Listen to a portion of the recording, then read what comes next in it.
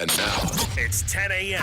Let's just get down to it. And it's time for your sports fix. Strap yourselves in, folks. From two guys who have covered the teams you're passionate about for years. We are professionals. This is Jake Scott and Ben Anderson on 97.5 The KSL Sports Zone.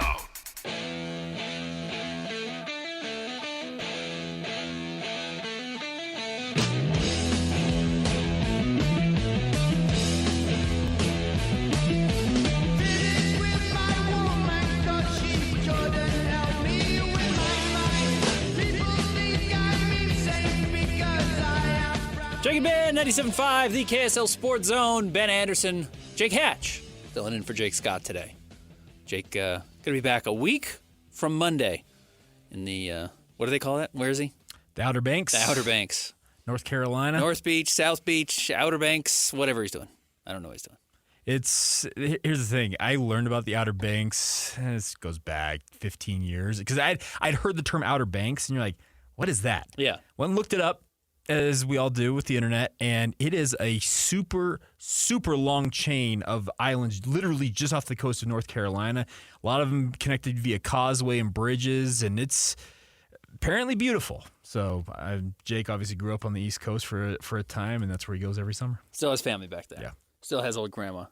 Hey, Christian, you ever hear T-Pain's cover of War Pigs there? Yes. It's very good. Oh, yeah. He really, it's a funny cross genre cover. Put that under your greatest covers of all time. Yep. T-Pain's good. Hey, good to hear Kevin Graham this morning. Kevin Locke hired me for my first internship. Kevin gave me my first paying job. And so I always appreciate Kevin. Fun to see him around. He looks great. Oh, yeah. Here's the thing. Anybody who remembers the 3 different stints that Kevin Graham has done in sports radio here in this market, you'll never forget them. How could you forget? Yeah. I'm just saying, that hour flew by. Like, honestly, it was one of the fastest hours in recent memory for me on radio. And trust me, I do 4 hours of producing but it just absolutely flew by. It's good to have KG back. He said he hadn't been here in 11 years, Ben. It's been a minute. That's wild. I mean, that dates me for how long I've been doing this. How long we've been doing this, because we interned together. Yeah, I know. But it's just, I'm like, you really haven't been back in Utah for 11 years? But hey, good to have him back, though. All right. Coming up at 11 o'clock today, Mitch Harper's going to join the show. We'll break down all the latest with BYU. Might even talk some video games with him. I know he's excited about EA Sports. As am I. I've spent a significant portion of money on that franchise. You've already laid it down. Oh, yeah. You get the deluxe version. I'm an idiot. You get the $100 deluxe version, or you go with the 70 standard? No, $150. I paid the extra to get that bundle that I can get the access July 16th. Oh, so it's a couple days early. And if I pull up my PS5 account right now, it literally has a countdown. It's literally counting down to the day. So. I remember, I think Mitch bought a PlayStation 5 in the anticipation that it was going to be released, and then they punted it back a year. Me. Yeah, a lot of That's people me. did that. Yeah. I literally... My wife, when the rumors emerged, this goes back 3 years or so now, that they were going to bring it back. They were going to restore the franchise. I told her, when that officially becomes official and it's happening, I'm buying myself a PS5. And she said, okay. Fine. Well, the rumors started becoming really real. It felt like that it was going to come back last summer. Yeah. So what did I buy for the previous Christmas? Yep. A PS5. Yep. Then it comes out, we're going to delay a year. My wife looked at me. So you just went and bought yes, I did. So I've been playing some Madden in the meantime. And they are significantly cheaper now. They've probably dropped $150. Probably. Brand new. Yep. It's fine. So anyways, we'll talk to Mitch. We'll talk actually BYU football and BYU basketball and everything BYU coming up at 11 o'clock. And then Kyle Ireland is going to join us live from Las Vegas. He's in Vegas because the NHL Draft is tonight. Hanging out in the Sphere. And I guess I would consider this the first real NHL function since Utah has been a part of the NHL. I watched some mock drafts last night. I'm still trying to figure it all out. I'm not going to pretend to be a hockey draft expert. I can't pronounce half the names. In fact, I feel like an idiot after all the draft and NBA draft work we've done to be like, oh, maybe Booyam's the guy. Yeah, you're right. Trust me. I did this exact same thing last night because the NBA draft, the second round yesterday, which we need to get into this at some point. Okay. This 2-day NBA draft thing. Not working. You don't like it? I don't like it, but we can talk more about that in a minute. But the thing is, I got done with that, and I kind of immediately pivoted. I'm like, I got NHL stuff to look into. So I started pulling up mock drafts, and I'm looking at names, and I'm like, wow, I've got a long way to go. And I don't know when we're going to see these guys because the guy they drafted number 6 overall last year, they had the 6th pick last year. I don't think played. And they're bringing, by the way, they're going to have a media availability Sunday here in Salt Lake City with the 2024 draft pick, as well as guys from the 2022 draft, Ben. Okay. So here's the deal. Most NHL players go through the minor league system. Right. They're drafted with the whole thought, like Bouillon, the kid from the University of Denver. There is a strong possibility that he plays another year of college hockey this year for Denver, the defending national champions, and then enters the NHL, ostensibly playing for the AHL affiliate, which is currently the Tucson Roadrunners down there in Tucson, Arizona. For now, sure. Yeah. But then you see him. So we're looking at a timeline conservatively. At least if he's the pick tonight, you see him in 2026. Potentially, maybe. Yeah. So it's not quite baseball where you start in A or rookie ball and then slowly move your way up. It's a little quicker, it seems like. Yeah. And some rookies towards the end of the season will play. They'll get called up depending on where the team is. But anyways, excited to see that tonight. I'm certainly going to be watching. I'm excited to honestly, I'm excited to see the Utah hockey logo next to the NHL logo and have Gary Bettman come out and announce a draft pick saying the Utah Hockey Club selects. And the other thing is the full look at what the Utah hockey uniform in real life is going to be debuted. That's the thing. We've seen the mock-ups of it, obviously, when they announced it, but we're finally going to see guys wearing the sweater. That's the thing. I'm looking forward to actually seeing it in quote-unquote real life, seeing it on TV. And then a week from today, at 1 p.m. over at the Delta Center, they're doing a scrimmage with some of the younger players. They're going to be coming up, so that'll be exciting as well. So I feel like the NBA, even though it's going to be a very busy week for the NBA next week with free agency opening up on Monday, NHL free agency actually opens up Monday as well. I feel like this is a big hockey week now. It finally lands. The ship finally lands. And we're going to get to see a lot of these players, so that's going to be very cool. Well, and I was having a conversation with a buddy earlier this week, and he said, how engrossed have you been in on hockey? And I'm like, not as engrossed as I probably should and could be because we have a lot of NBA stuff happening as well. But you're right, Ben. This is the first, real marker of this team being a legitimate entity here in the state. It still is almost surreal to me to think that coming up in September, we're going to have NHL games going here in the market. We're going to have a full season. It's come along so quickly and developed so quickly that it almost feels like, is this really real life with this? Yeah. It's going to be strange because it's going to come so quickly. And yes, it already has happened so fast. Yeah. And then also there's this weird thing of it happened right as all the news stops. The team moved after the regular season ended. Well, they weren't in the playoffs, so there was not a whole lot to talk about.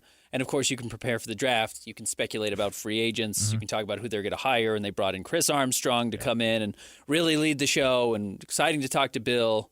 And fun to talk to Tierney, the coach. Like, it's fun, but it's the dead season. Like, they start gearing up to get back to exactly this point. And they kind of go quiet. They go dark. And now they're going to reemerge. So excited to see what happens tonight and some of the conversation about where the team is and who the team is. Anyways, Kyle Ireland will join us coming up at 11:30 from Las Vegas, getting ready for that. And cool for whoever won our 4-pack and the $1,000 to go down there as well. I didn't hear the name. Did we get a name on that? Yeah, it was Jeremy that gave it away on JJ and Alex. I can't remember the woman's name. Won, but congrats to her. $1,000 cash and tickets to go watch the NHL draft. That's a pretty sweet prize. The second round of the NBA draft did wrap up last night. The Utah Jazz selected Kyle Filipowski. It was one of the names I was surprised had slipped. Jazz made it sound like that was the guy they had identified all along. And now he's got to compete to make the roster. He's going to make the roster. It feels like it. At 32, you get guaranteed money anymore in the NBA. Now it'll probably be something like a 2-year deal with a third-year team option, not unlike what most rookies get. And then he's got to compete for his job. I know I heard Locke this morning talking about it. I know he's got his questions about him. I think he's going to make it. I really think the way the league is trending and how much different what he's going to be asked to do in the NBA versus what he did at Duke, and just to give you some background, first of all, the problem is he's the best player at Duke. Yeah. And I know they had Jared McCain, who got drafted in the first round, who's a guard and really shot the ball well. Kyle Filipowski was the best player at Duke. He's the most productive. He was their best rebounder. He was actually their best passer. They had no point guard. I mean, Jared McCain's not a point guard. He can do some stuff with the ball in his hands, but he's not a point guard. So Filipowski was really either they got him the ball above the break or they got him the ball in the middle of the floor as the hub, and he was responsible for making plays in the post, which is probably not something he's going to do in the NBA because nobody really plays in the post. It's 5 out now, yeah. Or he passes around. Sure. So a lot of the ways that we saw him used at Duke and how John Shire used him, I don't think it'll be all that similar. And then you know what the nice thing is? He's the 32nd pick. So you're not worried about how the offense is built around him. That's not going to be his role. And the other thing about it is that it was really cool to hear him say that I try and pattern my game after a guy like Lauri Markkanen as well as Nikola Jokic in his talking about his fit in the NBA. And that's kind of the interesting part about all of the whole situation with him being drafted is that I've wondered in some small way, Ben, I know it's completely different front offices that did this, but remember the Udoka Azubuike situation. Yep.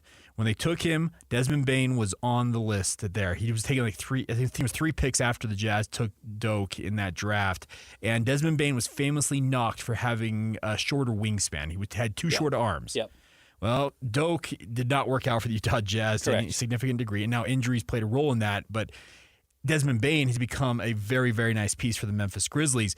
I've got some small thought in my head because I know that there was some thought that Filipowski, he's 7 feet, but he had a 6'10" wingspan, so his arms are shorter than his actual height, listed height, I should say. Right. And I wonder if the Jazz in some small way may have learned from that, but it is a little bit apples to oranges because it's different players, different positions. But at the same time, you're right. Second-round pick, there's little to no risk on the Jazz side of things, and now he comes in. He's got to obviously earn his spot, and you saw the jokes like I did on social media yesterday. Danny Ainge can't go a draft without drafting his own Kelly Olynyk, so it's kind of a funny deal. We'll see. I just don't. Maybe he's not a shot blocker. No, he's not. I mean, I can go back and I can read my notes on watching him and Yeah. kind of my preview of him. He gets worse defensively the closer he gets to the basket. It's kind of funny. I mean, he is better sliding his feet around the perimeter and being 7 feet tall and just sliding with a guard or wing or whatever long enough to push their angle out wide, which allows whoever's behind him to come back and help. That's what he's going to do, and he's not going to be a great defensive player. Here's what I like about him, and when I watch Boston and I watch a lot of these teams that have had success, you know what you have to do? You have to pay attention to him. Yeah. That's it. I mean, I don't want to overthink Kyle Filipowski in a lot of ways. Yeah. But one of the things that's really important in the NBA is like, if anybody on the floor is touching the ball, does the defense have to know where he is? Because if they do that naturally spaces the floor. Correct. And I don't want to say Kyle Filipowski's like, if you're expecting him to be Lauri Markkanen as a shooter, you're just going to be so disappointed because he's not. Yeah, but his numbers don't indicate he's going to be that. He did have 3 games where he made at least 4 threes last year, which is a pretty significant number for a guy who is 6'10" to 7 feet tall and shoes. was a marked improvement from his freshman year. And I think will continue to improve. Yeah. We will see. But you have to know where he is because he will either pass or he can dribble or he's a threat to shoot. And when you have guys who are pass, dribble, shoot types of players, they help, they impact, they can spread the ball around. And the nice thing I think again with Filipowski, if you're a Jazz fan, he's going to be the 5th best player on the floor every time he's on the floor. Correct. And I may be misattributing who this is, but I think it was, I want to say it's John Hollinger who talked about the fit for Filipowski in the NBA. And the interesting part, man, you go back to his defense. John Hollinger pointed out that there is, he called it like a highlight reel that somebody should go back and create of ACC guards who got switched on to Filipowski and were like, watch me cook this guy. Yeah. And it was just it's the embarrassment reel for these guards because he was able to hang with all of them. You're right. The funny thing here is the deeper he gets into the post, his numbers are frankly worse. He's not going to be a drop center. That's not. No, he's not. But can he fill that role that Kelly Olynyk filled for this Utah Jazz team? I think he can. Now, he's got to go out there and prove that, but his production at the college level indicates to me that he is an NBA-level player, rotation piece, and guess what the Jazz need? They need rotation pieces. And David talked about it, was it last week? You need as much talent on this roster as you can get. I think Kyle Filipowski is a talented player and will fill a role here for this Utah Jazz squad. And I mean this nicely. Okay.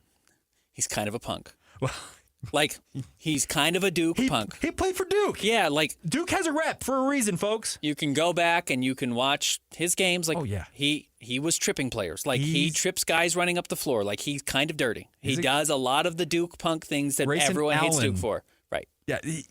Duke has a rep for a reason with their players. And whether it's deserved or not, in this case, it's probably deserved. Because Filipowski, yes, there were moments you're like, ooh, that's not a good look. But that's the way he plays ball. He's got an edge to him when he's out there. And we had Brian Geltzeiler on with DJ and PK yesterday, and DJ brought up the quote from Danny Ainge. You need to have some alley cats on your roster who are willing to mix it up. Filipowski, I think he's got some alley cat to him. Yep, he just is. He just is that type of guy, and those guys can be hard to play with. Yes. They can be really hard to play against. And if they come in for 15 minutes and he can draw as many fouls as he wants, because that was one of his issues at Duke, is he could get himself in foul trouble because he's not very strong. No. And so when he guards bigger guys, he can get into foul trouble. And he likes to use his hands because he does record a lot of steals. That's one of his strengths. You can pick up foul trouble. But when he's playing 10 to 15 minutes a night, that's okay. Yeah, it's a little more aggressive. That. So I'll be curious. I said yesterday, I think of the three players that the Jazz drafted, the one who's most likely to see the floor early is Kyle Filipowski, because he does something that no other Jazz center does. Yeah. Lauri Markkanen does some things, but he's already the best passer in the front court that the Jazz have. He's really comfortable dribbling the ball, which is not something that Walker Kessler is willing to do. So it's just a little bit of a different set of traits that he brings to the floor. Sure. His skill level is higher than Cody Williams and Isaiah Collier right now, I think, for his position compared to where they are for their positions. So I'm curious to see him. I'm curious to see how the Jazz use him, and I'm curious how much different his game looks in the NBA than it did at Duke, because, again, he was the best player, and he will never be the best player on the floor again for the rest of his life, as long as he's in the United States. Sure, and that's a very good point. I think this was a solid pickup. You and I, we talked, I think, yesterday when we were like between crosstalk, I guess that's the way to talk about it, between shows. And you and I were discussing what are the chances the Jazz trade this pick. But I think you and I were of the same mind that based on who was on that board, Johnny Furphy was still out there, Kyle Filipowski was still out there. You had Tyler Smith, who's a pretty highly thought of big man from the G League, Ignite. The guys that were still available, I think you and I were both like, yeah, they're probably going to take this pick. They're not gonna jettison it just for nothing. And skilled guys. The Jazz need skills. Yeah. The Jazz are underskilled. And this is what you said, Filipowski. He offers a unique skill set. It is kind of the Kelly Olynyk role here. Yep. And Danny Ainge realizes that's a valuable thing to have on your roster. And you're right. If it's 10 to 15 minutes per game, you absolutely will take that every time. All right, we'll keep breaking down some of the Jazz NBA draft picks. We'll talk a little bit about the NHL draft and talk about the world's most famous NBA player, Bronny James. Coming up next in the top three stories. Stick around. Jake and Ben, 97.5, the KSL Sports Zone. It's time to break down the biggest stories of the day. This is the top three stories of the day on KSLSports.com. On 97.5, the KSL Sports Zone.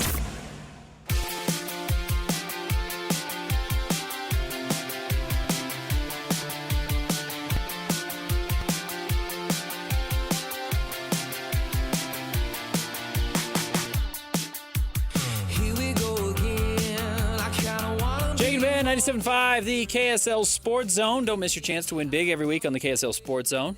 Next week, Win Ticket Wednesday, you can win a family 4-pack of tickets to the Ultimate Sports Bash at Mountain America Expo Center, July 12th, 13th. Listen to the KSL Sports Zone all day on Wednesday, July 3rd, to get your chance to win. We will be out there at the Utah Sports Bash. We will be. I know the Saturday show for sure is going to be out there. We're going to be out there Friday. So, yeah, the Saturday show is going to be on location as well. So, should be a fun thing. I've seen a number of player announcements. Like, we're talking both Ute and Cougar. Witt's going to be there. Kyle Whittingham's supposed to be there. Cam Rising, am I right on that? I believe so, yeah. I know BYU's got a number of players that are of their high-level players are supposed to be in attendance. So, it should be a pretty cool event. B-Russ? B-Russ, yeah. O-Tag? Going to be there as well. So going to be cool. So long as a certain G League franchise doesn't try to pump up that they're going to have MJ in town. Bring the Utah flashback. Happy to do it. Get out of there, Kevin. Get out of there. Kevin walked in. He sneaked in the studio.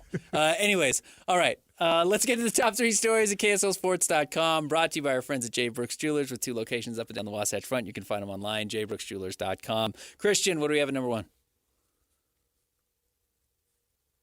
Number one, the NHL Draft is tonight.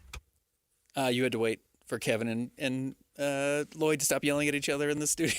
They're yapping. You can crack your mind. They're big yappers. Classic yappers. It's like old times all of a sudden. Classic yappers. Can't get rid of Kevin. All right. NHL Draft tonight. Macklin Celebrini is going to be the number 1 overall pick. And it really kind of opens up. It seems like there is some speculation of who is the favorite to go number 2.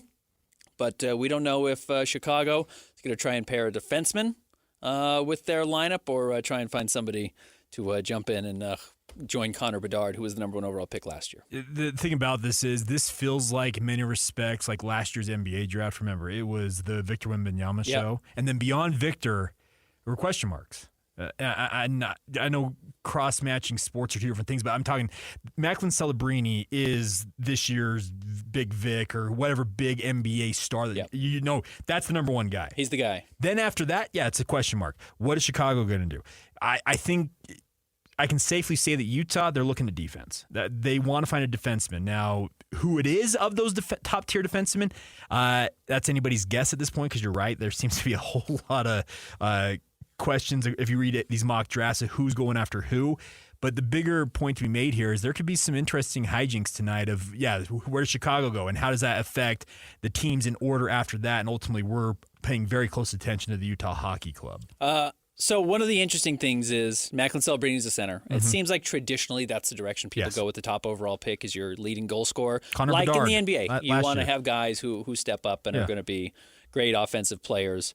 There are a lot of young defensemen in the system already for the Utah Hockey Club. Yes. So even though every breakdown you're going to hear is that, they need to up the blue line this year and improve the blue line, their defensive rotations, they have a lot of young guys. So adding more young guys to that group actually could be a little bit goofy, where you look at Logan Cooley, who last night was named to the all-rookie team. You have your best player already on the team in Clayton Keller. You have young forwards already in Dylan Gunther and Josh Doan who are coming up. That's exciting. You can still add more forwards to the group and have more young guys in the system coming up. But it seems like one thing that Bill Armstrong has consistently done while he's led the Utah hockey team, previously the Arizona Coyotes, big bodies. Yeah. He likes big dudes as opposed to some of the smaller, 5'11", 5'10", 6-foot guys. And he likes the 6'2", 6'3", and bigger. That's Anton Salayev, if I'm pronouncing that correctly. We had Scott Wheeler from The Athletic on with DJ and PK earlier this week, and he talked about Salayev. He thinks that if somehow Utah can get this guy, he is one of those few guys who could bypass all of the minor league stuff and immediately play day one in the NHL. He's huge. He's 6'7". DJ made the joke, why is he not playing basketball? Yeah. But this is a guy apparently is the guy that could be the defenseman that plays immediately in the NHL. Because you're right, a lot of forwards like the Celebrini kid, they're going to be playing in the NHL right away. Crazy. He's 17 years old. I know, which is awesome. Insane. He's going to get drafted and he's going to be in the NHL within the next 6 months, and he's 17 years old right now. So I'm looking at the ESPN mock draft here. They got Zeev Buium, the defenseman from Denver. But in the top 6 picks, there are, I think, 3 forwards and 3 defensemen. They have it literally split down the middle here. But it's talking about the fact that it's got the Chicago Blackhawks taking Artyom Leshunov from Michigan State. But they're also saying that Chicago could decide to go forward and bring in Ivan Demidov. These names are awesome, by the way. But they're saying they could go forward as well. So it all starts with pick number 2. We all know what pick number 1 is tonight. Pick number 2 is where it gets real fun. And I'm curious to see how trades work. Like, I just don't know. Well, we're all learning this together. I've not seen this a lot. We know they have all the draft capital in the world. They want to move up. If they decide to do that, do you need to, or does the draft, like last night and 2 nights ago, does it flatten out enough like it did in the NBA? Where you're trading up doesn't guarantee you anyone better. The board is holding where you want it to, and that's the interesting part about this. And if they really want this Anton Salayev, who's to say that they don't pair? They have 13 picks, and apparently that's a massive, massive haul that the Utah Hockey Club has. Who are they to say that they don't call the Mighty Ducks, now the Anaheim Ducks, and it used to be the Mighty Ducks, and say, hey, can we get to your spot? They did bring the Mighty Ducks logo back. They did, which by the way, cool. It's a modernized version. It's a great look. I still like the old colors. I still like the purple a little bit more, but they have brought the old hockey mask. I'm married into an Orange County family. My wife's family, literally all Orange County natives, and they have an affinity for the Ducks. So we will see what they do tonight. Again, we do have a KSL Sports 97.5, 1280, The Zone hockey show starting at 4 o'clock. NHL Draft Special. It's going to be cool. It's very cool. And we have 2 people on remote, including Kyle Ireland And Jay Stevens is down there Correct. as well, giving us a breakdown from Las Vegas at the Sphere for tonight's draft and throughout the weekend. All right, what's number 2? Number 2. With the 32nd pick in the 2024 NBA Draft, the Utah Jazz select Kyle Filipowski from Duke University. I like the 2-day draft. It sounds like, according to Sam Vicente, who's the draft expert for The Athletic, that every executive loved the 2-day draft. They liked going home at a reasonable hour, and I'm not kidding. Yeah. I wrapped up my draft coverage on Wednesday night, and I know nobody cares about my sleep schedule, nor should you. But like, my laptop was shut by midnight, which has never happened before on draft night. That part of it, in the field that we work in, it's great. If you're going to keep this way, Ben, you've got to revamp pushing it to ESPN's Seaport studio in New York City and having the guy literally in like a corner office announcing the picks. You need to make the green room more elite. Yes. You can't have players like Kyle Filipowski bleeding over to the next day. Yeah. You need to have 10 to 15 players in the green room that you know. And look, this year was particularly bad because it was so flat. Yeah. But you need to make the green room a little bit more elite, so it's only 15 guys that you know are going to get drafted in the first round, so there is no bleed over. I'm sure Isaiah Collier was thanking his lucky stars that he did not have to go home undrafted after flying to New York, getting the suit, doing the interviews, walking the red carpet, etc. That's hard for players to do, and it's not really fair to ask the players to do that because it embarrasses them before they get into the league. Get rid of that, and then you don't need a green room for day 2. You absolutely just don't need that at all. And that was the awkward part about it, is this green room is literally just a room off to the side of where you're announcing these picks. It's and like 12 dudes hanging out. Juan Nunez comes walking over to grab a hat off of the thing. It was like there was a smattering of applause. Yeah. It was brutal, the scene for the second round. It looked cheap. It needs to change. I'm okay with the 2-day draft if you can change the format, because the second day it felt sterile. It felt like a throwback, quite honestly. Remember, during when we had the whole pandemic was raging, we had like everything was so sterile. It felt like a throwback to that, and you need to avoid that going forward. I agree with you. They've got to find a way to make it exciting. They've got to find a way to get it done. I don't think we're going to move off the 2 days, though. No, I think we're going to keep seeing the 2-day thing. And you're right. I think I read what Vicente wrote, and you're right. These agents, everybody involved, agents, players, scouts, GMs, coaches, they all love the fact that, you're going to bed at a more reasonable hour. You're not having to compress the conversations you're having into mere moments. You can literally sleep on stuff overnight and make the decision. The weird part was doing it at 2 o'clock Mountain Time in the afternoon. That was also strange. So there needs to be a revamp of what you're going to do with it, but it feels like the 2-day draft is here to stay.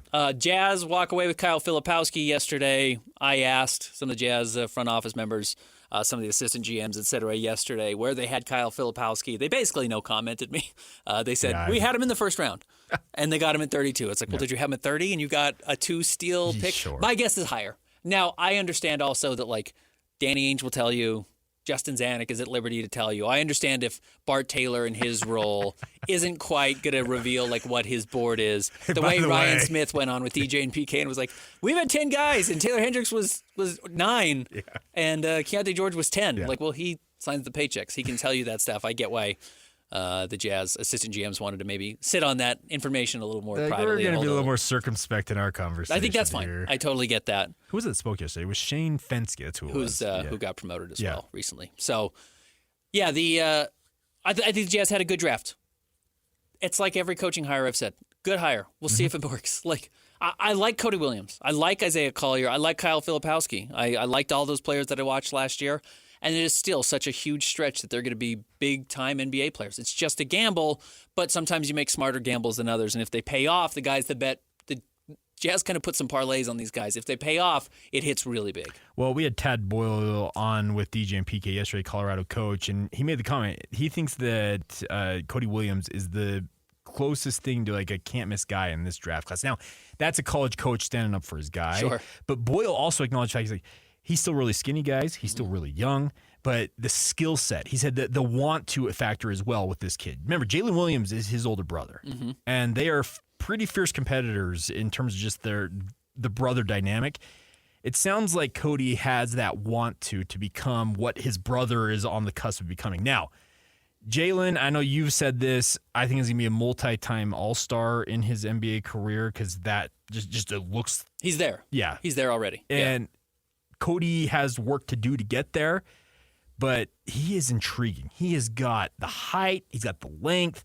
He shows the tools. Like, you're right. It's a bit of a parlay, a gamble. You're looking 2 or 3 years down the line for the ultimate payoff, but I think they made the right decisions in terms of looking at it, because we talked in the first segment, we talked about the fact that Filipowski is probably the most likely of the three to see the court first. I'm with you on that. He's the most accomplished player. He's the biggest. Yeah. And the biggest. He knows the game better than the other two, I think, do. But the best part about this is Cody Williams and Isaiah Collier, they are 18, 19 years old, and they have got incredible athleticism and untapped potential in them in droves. Let's get to number 3. Number 3, the Utah Jazz revealed the Summer League schedule. In Las Vegas this morning, NBA PR reveals that the Jazz have 4 guaranteed games, and then there's the postseason, unlike the former 2-week schedule, and every team would play at least 7 games. Something was just crazy how long they'd make you stay down there. A week from, I guess 2 weeks from Saturday, so 2 weeks from tomorrow, the Jazz will be in Las Vegas. They take on the Dallas Mavericks. That's an 8:30 game on NBA TV. They then take on the Kings, 8 p.m. on ESPNU on Monday the 15th. Wednesday the 17th, they'll take on the Raptors on ESPN2. And then they will play the Clippers on the 18th, so a back-to-back there for the Jazz on NBA TV. And then, of course, we know they start a week from Monday at the Delta Center, the 8th, 9th, and 10th. They will have 3 games as part of the Salt Lake Summer League. Yeah, the interesting part about this is to see ultimately are Cody Williams, Isaiah Collier, and Kyle Filipowski on this roster? Or is there something that cropped up during the pre-draft process that holds them out? Remember last year, we were all looking forward to that trio of Jazz rookies playing. Only saw one of them. Yeah. So that's the next thing I want to see is, okay, what does the Jazz Summer League roster looks like? We heard reports yesterday that Armando Bacot, the North Carolina big man, as well as Max Abmas, who played at Oral Roberts in Texas, I think are the 2 schools he played for in college, they're both expected to be part of that Summer League roster. I'm interested to see how those 2 guys fit in as well. Yeah, we'll get a full Summer League roster pretty soon here. It's got to come quick, yeah. Because the Jazz have to play a week from Monday, so they will try and finalize a lot of those options. And then not everyone who plays in Salt Lake City is guaranteed to be on the team in Vegas. The other team to watch, obviously, the Los Angeles Lakers. And Bronny James going to make his debut 5:30 Mountain Time on ESPN 2 weeks from today, the 12th. He will be getting his butt kicked by Reed Sheppard and the Houston Rockets. Okay, here's my question. That's a bad team if you're trying to make Bronny look good. Don't make him guard Reed Sheppard because Reed's going to embarrass him. Here's my question. How many people are in that gym, and how early does the fire marshal say, we're not packing anybody else in here? It's not Victor Wembanyama versus Scoot Henderson like last year, but LeBron's going to be there. Yes. A lot of every Laker teammate. Anthony this Davis, is going to be like a Shedeur Sanders rap show. Everybody better be there. Yeah. If you want to be on the team, you better be there. Yeah. So you're going to have a lot of Lakers fans and players there. Austin Reeves will be there front and center. Yeah, right. If you're Max Christie, you better be there, buddy. If you want to make the team next year. Jared Vanderbilt's hanging out. You better be there. So we will keep an eye on that. The Jazz will not face Bronny during the regular season of the Vegas Summer League. Here's the other question real quick on that, Ben. We talked about it off air. How soon do you think Bronny is on the Lakers roster regular season to get the whole history-making moment of father-son duo playing together? Within the first week. Okay. He'll be within the first week because LeBron is old. And he is an Achilles risk, and he's a knee risk. And, even if you're a Iron Man like Karl Malone was, Father Time will catch you. And it blew out Karl's knee, and it ended his career, essentially. Yeah. It will happen to LeBron. I hope not, but there's a risk to happen to LeBron. So if he wants to play with his son, you're going to have to do it in the regular season. And we'll probably see it in the preseason. Maybe LeBron just doesn't play in the preseason at all. There's a chance that happens at this point in his career also. I'm with you, though. I think if it's not the season opener that he's up on the regular roster just to get it out of the way, it's happening really quick. All right, we're going to take a break. We will let you hear from Kyle Filipowski, what he said yesterday to the media. Stick around. Jake and Ben, 97.5, the KSL Sports Zone. What's that? Whether it's the Jazz, Utes, Cougars, or Aggies, these guys have got you covered. Time to eat, fellas. You're locked on to Jake Scott and Ben Anderson. 1, 2, 3, move it. On 97.5, the KSL Sports Zone. I'm the king of rock. There is none higher. Sucker MCs should call me sire. To burn my kingdom, you must choose fire. I won't stop rocking till I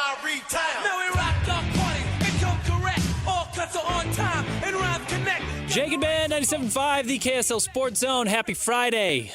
Segment brought to you by our friends at Peach Doors and Windows. Go find them online, peachbuildingproducts.com. Give them a call, 801-566-1255. That's 801-566-1255 for all your door and window needs. Upgrade your home with Peach Doors and Windows. The NBA draft is complete. The Jazz make all 3 picks. Very unexpected, but they liked who was on the board. Cody Williams at 10, Isaiah Collier at 29.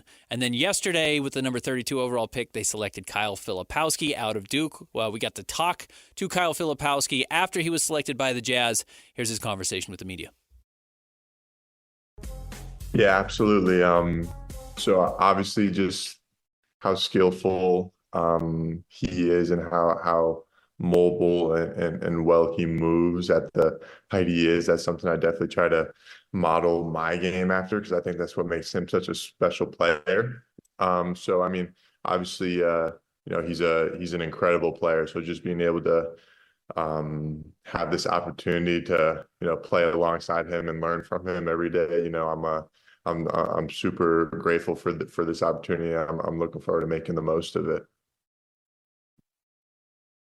Ryan Miller. Hey, Kyle. Ryan Miller from KSL.com. I'm just could you take us through last night? How difficult was that, and how happy are you that this is all kind of finally over? Yeah, I mean, obviously, draft night, it's there are a lot of mixed emotions in it, and nerves and anxiety, of course. And of course, it's hard to wait a long time and not hear your name called. But to be honest, I'm just happy. I feel like I ended up in the right spot. That's what matters most to me. It doesn't matter about what pick I am, because that's only one night, and that night's already over. So I'm just super excited to feel like I got drafted to the right spot, and I'm looking forward to working with this organization. Jeff Rainier. Yeah, you mentioned fitting in with this team. What is it about your game, and do you feel like you can fit in with the Jazz roster and kind of how they play and the youth and the movement that they're going in right now? Yeah, I mean, obviously they got a lot of great players. They got a lot of different types of players. So I think just with the unique style of play that bring every day, I think it could definitely help this team do different things. And I'm willing to do whatever I need to once I get to Utah, and whatever my role may be. So I'm just looking forward to doing that and just trying to help this team any way I can. Steve Wiseman. Hey, Flip, good to talk to you again. Did you get any feedback, your agent, as to why maybe you fell out of the first round? And does that fuel you in any way as you go into your NBA career? Yeah, I mean, anything can happen on draft night, and it's of course it fuels me for sure. There's I feel like that's kind of the way my whole life has gone, with being underrated or underappreciated, with certain stereotypes by how I may come off. So, it definitely puts that chip on my shoulder, and I'm just looking forward to using this as motivation. And like I said, I think the most important thing is being in the right spot, and that'll definitely bring out my best self moving forward, and I think it'll just, create something special for me. Andy Larson. Hey, Kyle. First of all, what was your reaction when you learned that Utah would be the franchise that picked you? And then, have you been to Utah, and kind of what do you think about Utah just as a place? Yeah, I mean, Utah was definitely one of my favorite places from the workouts I've gone to, just in terms of organization and environment. And so I thought my visit to Utah as a city was it's a very beautiful city, and I'm looking forward to getting there and just being part of the Jazz fan base and their community. And as terms of playing for the organization, just I got a great vibe from them, a great family culture from them on my visit. So, I think that's a big thing for me, just being in a place where you have that supporting cast surrounding you, and just a great place to thrive. Ben Anderson. Hey, Kyle, can you give us a little bit of a background of who you are off the court, just some of your kind of backstory?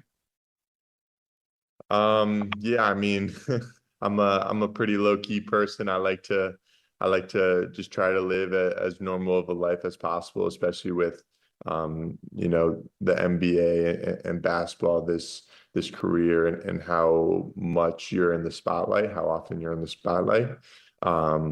So yeah, I like to just kind of live more of a normal person life, whether it's just enjoying the city views or the environment and like playing some board games or reading something like that. Tony Jones.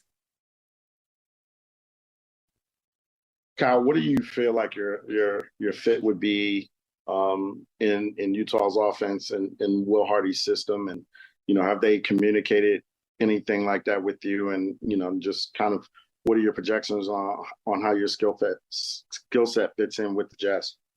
Yeah, I mean, so I haven't really gotten that much time yet to talk about those exact details, I'd say, but I mean, I think I definitely have a great set of different attributes I can bring to fitting into this offense, and whether I need to do something specific or one day and something different another day, I think I can just be very adaptable to fitting into Coach Hardy's offense and just how to just bring that winning culture to a team. Chris. Hey, thank you. Kyle, this is Chris Lee from WRL in Raleigh. You'll find out a lot, of course, through Summer League and when the league year actually starts. But I'm kind of wondering, through the last couple of months of testing, workouts, different things like that, in this whole process, what have you learned about yourself as a player and the things that you kind of want to start adding to your game as you're making this leap to as a professional? Yeah, I definitely think the biggest thing is just being a student of the game.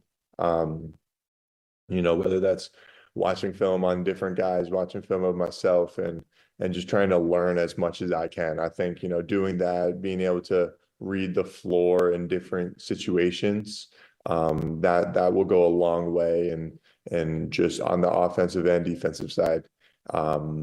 So I think just kind of learning from the guys around me, learning from just studying film and watching a lot. That's going to be the biggest thing to help me be successful, I think. Great. Carol, thank you so much for taking the time to talk to all of us today. Again, congratulations. Thank you so much. I appreciate it. There he was, Kyle Filipowski, the newest Jazz man. You will get to see him, ideally, make his debut coming up a week from Monday at the Utah Jazz Summer League. Some other quick notes regarding Summer Leagues and two-way players, or at least I should say Exhibit 10 players. We'll see if they can sign two ways, but they'll be in the Summer League. Brandon Carlson signing with the Toronto Raptors, former University of Utah star. And then Utah State's Darius Brown, as of this morning, has signed with the Cleveland Cavaliers, so he will be on their Summer League team. So very cool. Have a couple of local players getting a chance to get a crack at the NBA and see if they play well in Summer League and can sign a two-way and stick. It's how a lot of guys make it nowadays. When we come back, we'll get all the latest on BYU athletics, including where will Yegor Dioman go in next year's NBA draft. Mitch Harper will join us. Stick around. Jake and Ben, 97.5, the KSL Sports Zone.